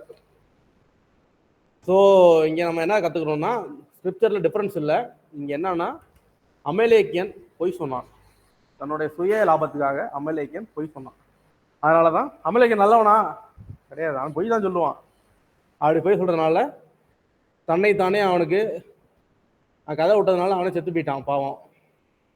ஸோ ஓகே, இதுக்கப்புறம் என்ன நடக்குதுன்னா, சவுல் வந்து இது வரைக்கும் யாரும் சாவாத மட்டமான சாவு சாவார். இதை நான் ஒப்பனையா சொல்றேன். என்ன நடக்குதுன்னா, இவருக்கு இந்த மரணத்துக்கு ஏன் காரணம்னா 1 சாமுவேல் 13 அதிகாரம், இல்ல சிம்பிளா சொன்னா 1 நாளாகவும் 10 அதிகாரம் 13 வாசம் நேரம் வாசிங்க. கர்த்தர் ஏன் இப்படிப்பட்ட ஒரு கொடிய மரணத்தை ஒப்பு கொடுத்தார் சவுலுக்கு? 1 நாளாகவும் அதிகாரம் வசனம் 10 வசனம் 13.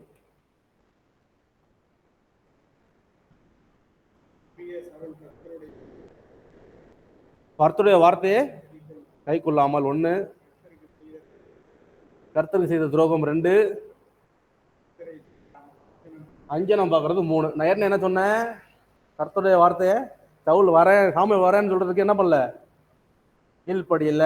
ரெண்டாவது என்ன பண்ணாரு, கர்த்தருக்கு துரோகம் செஞ்சாரு. அமலேக்கு எனக்கு கொண்டு போடுன்னு சொன்னதே இவர் என்ன பண்ணல, துரோகம் செஞ்சாரு. மூணாவது என்ன பண்ணாரு, அங்கே நான் பார்க்க கூடாதுன்னு சொன்னது இவர் என்ன பண்ணிருக்காரு.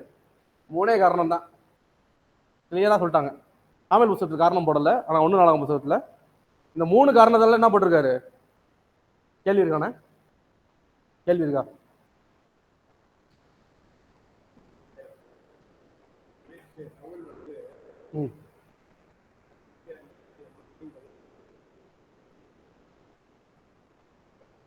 அமலேக்கியர்கள். ஆமா ஆமா, எல்லாத்தையும் சொல்லுவார்.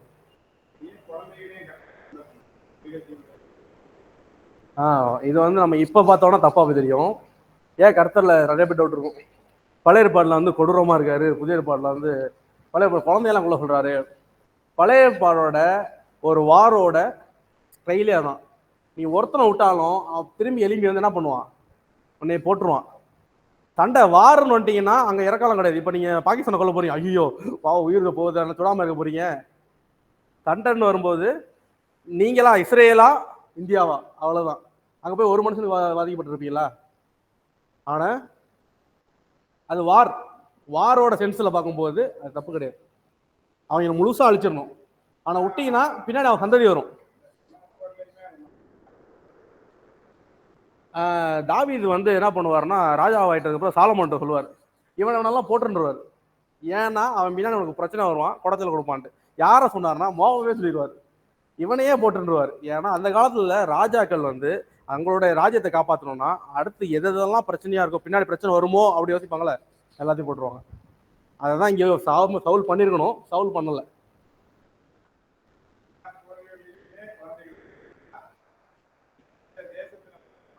எல்லா பொருளும் ஏன்ஷியன்ட் எல்லாமே.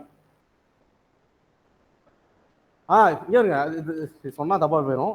பழைய ஏற்பாடுல வந்து சில அந்த கான்டெக்ட் புரிஞ்சுக்கணும். அதுக்குதான் நீ யார்கிட்ட சண்டை போடுறீங்க, ஏன் சண்டை போடுறீங்கன்ட்டு அது டிபெண்ட்ஸ் ஆகி அதை விடுவாங்க. மோஸ்ட்லி வந்து மென்ஸை போட்டுருவாங்க, ஆண்களை கொண்டுருவாங்க. மோஸ்ட்லி வந்து ஆண்களை கொண்டுருவாங்க. சில கேஸ்ல வந்து பெண்கள் விடுவாங்க, சில கேஸ்ல குழந்தைகளை விட்டுருவாங்க. சில கேஸ்ல அது டிபெண்ட்ஸ் ஆன் கான்டெக்ட். எந்த யார்கிட்ட சண்டை போடுறீங்க, எப்போ சண்டை போடுறீங்க, அவன் எப்படிப்பட்ட எனிமி, அதை பொறுத்து. அவனை விட்டா திரும்பி வந்து அடிப்பானா அதுக்கேற்ற மாறும், சீன் மாறும். ஸோ அதனால அந்த டிஃப்ரென்ஸ் இருக்கும். ஸோ ம்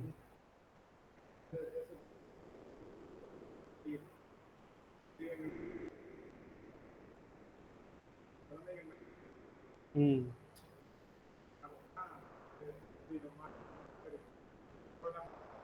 ம் கான்டெக்ட் படி இது கூட இருக்கும். ஆமாம், கான்டெக்ஸ்டுவலாக பார்க்கும்போது ஆமாம், அவங்க என்ன பண்ணாங்கன்னா, நம்ம வேதத்தில் என்ன போட்டுருக்குன்னா பீஸ்டுவாலிட்டி, குழந்தைகளை தப்பாக பயன்படுத்து, குழந்தைகளை பலியிடுறது, பீஸ்டுவாலிட்டி அதில் மிருகங்களோட தப்பு பண்ணுறது, மிருகங்களோட தப்பு பண்ணியிருக்காங்க, குழந்தைங்களோட தப்பு பண்ணியிருக்காங்க, குழந்தைங்களை போய் பலியிடுவாங்க.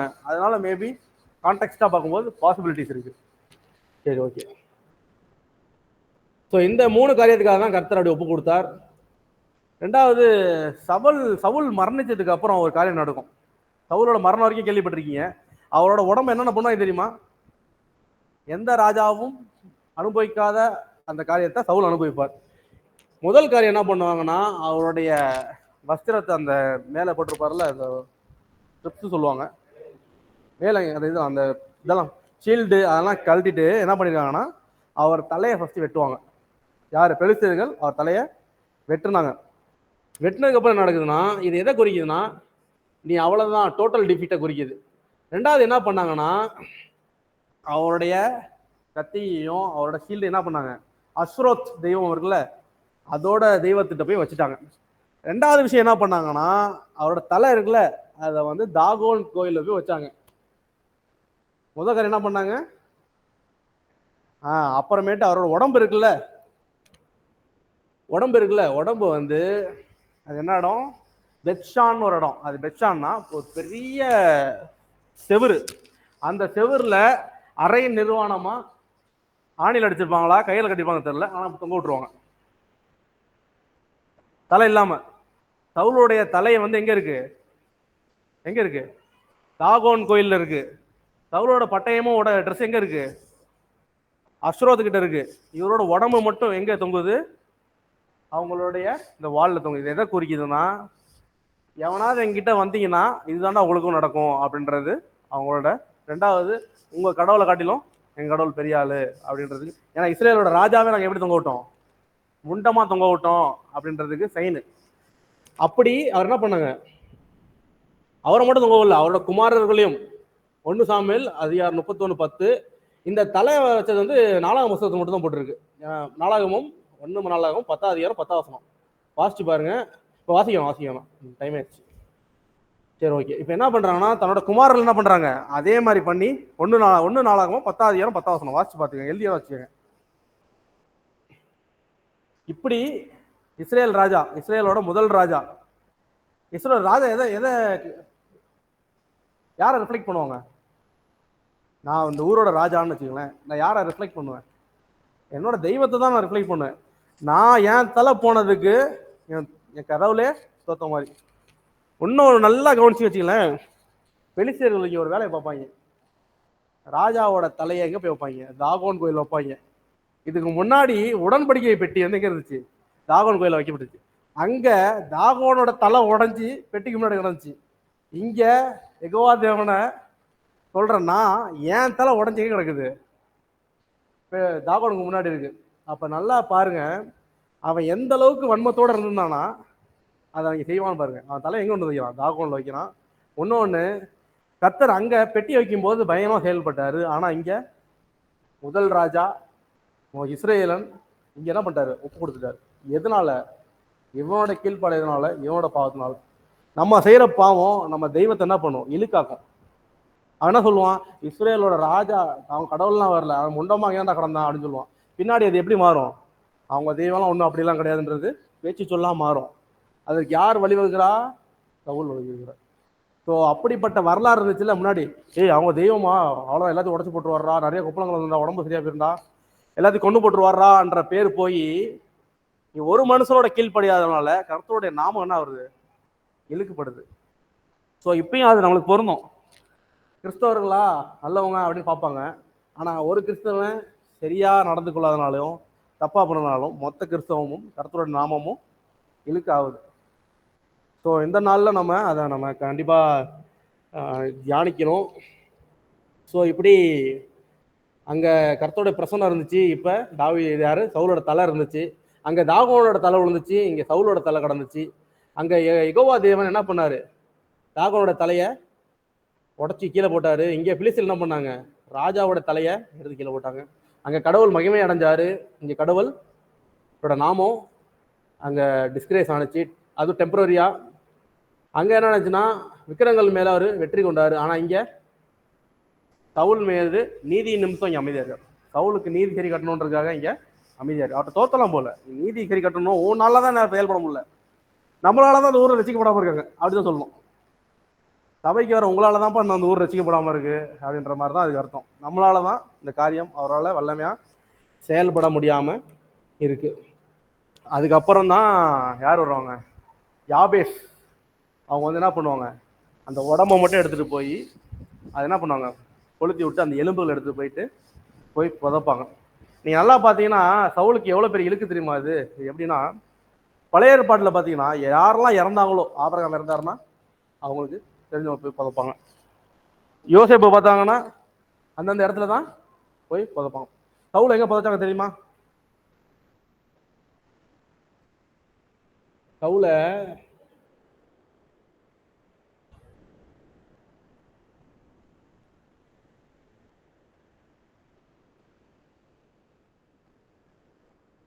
அவங்களோட இடத்துல புதைக்க மாட்டாங்க. அவர் இருக்க வேண்டிய இடத்துல புதைக்க மாட்டாங்க. போற வழியில் ஒரு மரத்துக்கு கீழே ஒரு இடத்துல புதைப்பாங்க. அந்த மரம் வந்து வாசிங்கன்னா அதை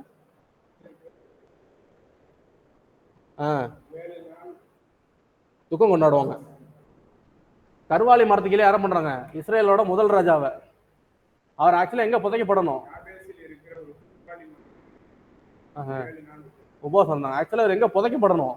தன் தகப்பனாகிய கீஷ் அவர் எங்க புதைக்கப்பட்டாரோ. ஆனா இங்க என்ன பண்ணல, அங்க புதைக்கப்படல.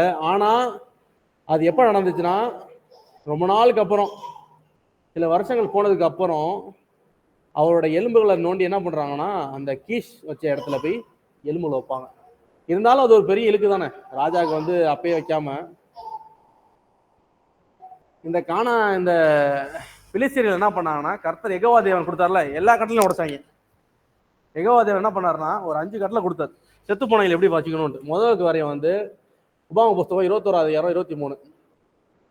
ஒரு நைட்டுக்கு ஒரு நாளைக்கு மேல அந்த உடம்பு என்ன பண்ணக்கூடாது, அங்க தொங்கக்கூடாது. ஒரு நாளைக்கு மேல என்ன பண்ணக்கூடாது, அந்த உடம்பு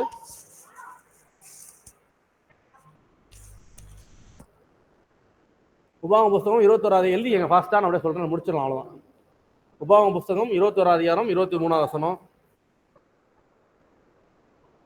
அவங்கள ஒரே நாள்ல அன்னைக்கு இறந்தாங்கன்னா அன்னைக்கே புதைச்சிடணும்.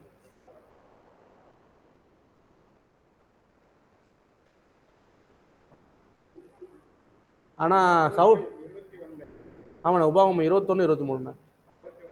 21:23.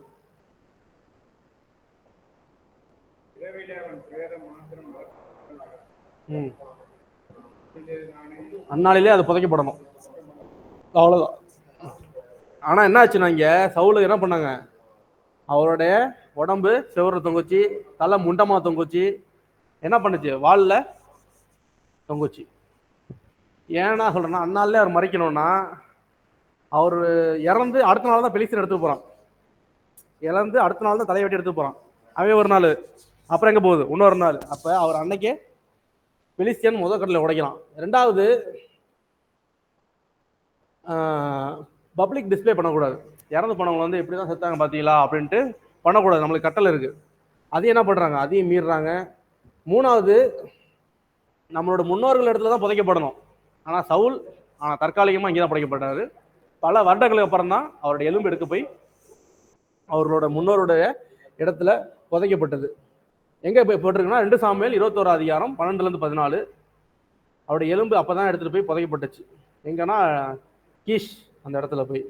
அவருடைய 2 சாமுவேல் 21:12-14 எழுதிக்கங்க.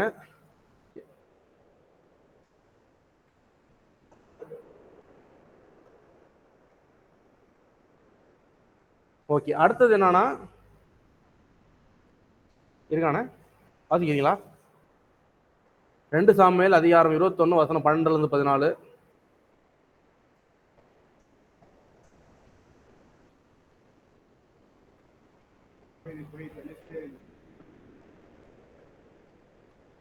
வாசிக்கிறீங்களா? ம் ம் ஆ ம் ஆ ஆமா ஆமா ம் போதும். அது மட்டும் தான் மேட்டர் உங்களுக்கு. என்னன்னா, தாவீது 1வது அதிகாரத்துல 20 ராஜாவா வர்றாரு. 20 அதிகாரத்துக்கு அப்புறம் சொல்றாரு, ஒரு அதிகாரம் ஒரு நாள் கிடையாது, ஒரு வருஷங்கள் எவ்வளவு நாளா இருக்கலாம். அவ்வளவு நாள் கழிச்சு என்ன ஆகுது, சவுலோட கிட்டத்தட்ட தாவீதோட பாதி காலத்தை சொல்றாரு. 20 அதிகாரம்னா அண்ணா 10 வசனமும் முடிஞ்சு, அதிகாரம் முடிஞ்சு. தன்னோட வாழ்நாள்ல பாதி வாழ்நாளுக்கு அப்புறம் தான் இந்த யோசனை வருது இருக்கு, அந்த எலும்பை கொண்டு போய் புதைக்கிறான். இருக்கும் 40 வருஷம் ஆண்டாரு. அதுக்கப்புறம் வயசாகிலாம் இருந்தார்ல, அதனால ரொம்ப நாளா இருந்தாரு. அதனால ஒரு மினிமம் ஒரு 20 வருஷம் வச்சுக்கோங்க, புக்கோட பாதியில இருக்கு. 20 வருஷம் வச்சுக்கோங்களேன். 20 வருஷமா என்ன ஆயிடுச்சு, எலும்பு யார் பெத்த பிள்ளை வந்துட்டு அனாதையா கிடந்துச்சு. யோசேப்பு சொல்லுவாரு, நீங்க எகிப்து விட்டு போகும்போது என் எலும்புகள்லாம் எடுத்துட்டு போயிட்டு நம்ம முன்னோர்கள் இடத்துல போய் என்ன புதைச்சிருங்க அப்படின்னு சொல்லுவாரு. அதுதான் வேதமும் சொல்லுது முன்னாடில இருந்து. ஆனா இவருடைய மரணம் கொடியதா இருந்துச்சு. இவருக்கு எல்லா இழுக்கும் பண்ணாங்க. எதனாலனா இவர் பண்ண பாவத்தினாலதான். 4வது என்னன்னா, இஸ்ரேல் ஒருத்தர் மறிச்சு போயிட்டானா 7 நாள் துக்கம் கொண்டாடுவாங்க. இஸ்ரேல் ராஜாவே மறிச்சு போயிட்டாரு, ஆனா அந்த ஊர் மக்களால துக்கம் கொண்டாட முடியல தெரியுங்களா? ஏன்னா பாடி இல்ல. பாடி எங்க இருக்கு, யாபேஸ்ல புதைச்சிட்டாங்க, கொளுத்தி எலும்பு புதைச்சிட்டாங்க. அவங்களால நிம்மதியா என்ன பண்ண முடியல, அந்த துக்கம் கூட கொண்டாட முடியல. அப்படிப்பட்ட கொடிய மரணமா இருந்துச்சு. ஸோ இப்படிதான் சவுலோட தலையை வந்து தாகன் கோயிலில் வச்சது வந்து கிட்டத்தட்ட ஒரு விக்கிரகம் அப்படின்ற மாதிரி பாலர் சொல்றாங்க. ஸோ அது கிட்டத்தட்ட ஐடல் ஒர்ஷிப் அப்படின்றாங்க. ஏன்னா அவங்க சாமி கிட்ட எந்த சாமி வைப்பாங்க, பழைய ஏற்பாட்டு முன்னாடி பார்த்தீங்கன்னா அவங்க சாமி கிட்ட நம்ம சாமி வச்சாங்க, உடன்படிக்கைப்பட்டியே. இப்போ இங்கே சவுலோட தலையை என்னவா வைக்கிறாங்க ஃபாலோ சொல்கிறாங்கன்னா, அவங்க சாமி பக்கத்தில் தலையை வைக்கிறாங்கன்னா இவனை விக்கிரகமாக பார்க்க மாற்றிட்டாங்க அப்படின்ற ஒரு வியூ சொல்கிறாங்க. என்ன இல்லை அப்படி சொல்கிறாங்க அவங்க சொல்கிறாங்க விக்கிரகமாக மாற்றிட்டாங்க, கிட்டத்தட்ட மாற்றிட்டாங்க.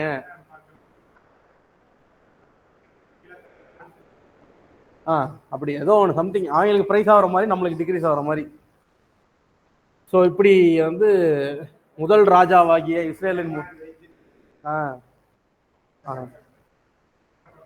ஆமாம். ஸோ முதல் ராஜாவாகிய இஸ்ரேலுக்கு ரொம்ப ரொம்ப பெரிய பெரியலுக்கு யார் இது வரைக்கும் இப்படி துன்புறுத்தி புதைக்கி செத்ததில்லை. சவுல் அப்படிப்பட்ட பாடுகள் இல்லை, அவர் செஞ்சதெல்லாம் அனுபவிச்சார். ஸோ இது நம்மளுக்கும் இன்னைக்கு ஒரு நினைவூட்டலாக இருக்கட்டும். ஸோ இன்னைக்கு கிளாஸ் அவ்வளோதான். கரெக்டாக 31 அதிகாரத்தில் முடிச்சிட்டோம். அடுத்த 2 சாமுவேல் 1 அதிகாரத்தை தொட்டிருக்கோம். அடுத்த கிளாஸ்க்கு அடுத்து கண்டினியூ பண்ணுவோம். இன்னைக்கு ஏதாவது டவுட் இருக்கா கிளாஸ்ல? ஏதாவது டவுட் இருக்கா? டவுட் ஆன்லைன்ல யாருக்கு டவுட் இருக்கா? ஆன்லைன்ல ஏதாவது சந்தேகங்கள் இருக்கா?